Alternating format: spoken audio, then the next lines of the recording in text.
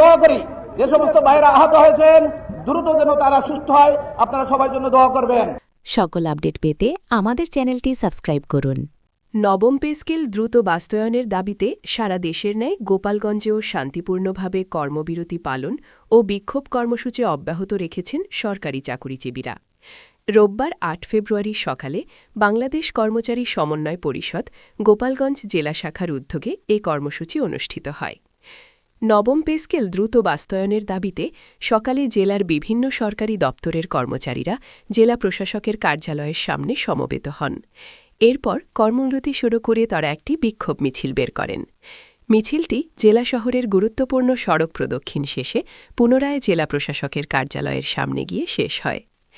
মিছিল শেষে সেখানে অনুষ্ঠিত সমাবেশে বক্তব্য রাখেন গোপালগঞ্জ নবম পে স্কেল বাস্তবায়ন দাবি আদায় কমিটির সভাপতি, গোপালগঞ্জ জেলা প্রশাসক কার্যালয়ের নাজির শেখ হাফিজুর রহমান, সাধারণ সম্পাদক গোপালগঞ্জ চিফ জুডিশিয়াল ম্যাজিস্ট্রেট আদালতের নাজির মোহাম্মদ মনিরুল ইসলাম, রুমান সিকটা এবং উপসহকারী প্রশাসনিক কর্মকর্তা দীনবন্ধু হালদার।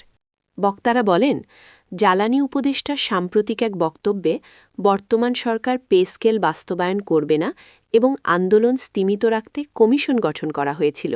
এ ধরনের মন্তব্য প্রজাতন্ত্রের কর্মচারীদের মধ্যে তীব্র ক্ষোভ ও হতাশা সৃষ্টি করেছে। তারা অন্তর্বর্তীকালীন সরকারের কাছে দ্রুত নবম পে স্কেল বাস্তবায়নের দাবি জানান। বক্তারা আরও হুঁশিয়ারি উচ্চারণ করে বলেন, অবিলম্বে দাবি বাস্তবায়ন না হলে আগামীতে আরও কঠোর আন্দোলন কর্মসূচি দেওয়া হবে। এদিকে নবম পে স্কেল দ্রুত বাস্তবায়নের দাবিতে সারা দেশের ন্যায় গোপালগঞ্জ চিফ জুডিশিয়াল ম্যাজিস্ট্রেট আদালতেও শান্তিপূর্ণভাবে কর্মবিরতি পালন ও বিক্ষোভ কর্মসূচি অব্যাহত রেখেছেন সরকারি চাকুরিজীবীরা। রোববার ৮ ফেব্রুয়ারি সকালে গোপালগঞ্জ চিফ জুডিশিয়াল ম্যাজিস্ট্রেট আদালত ভবনের সামনে অবস্থান নিয়ে তারা এ কর্মবিরতি ও বিক্ষোভ সমাবেশ পালন করেন।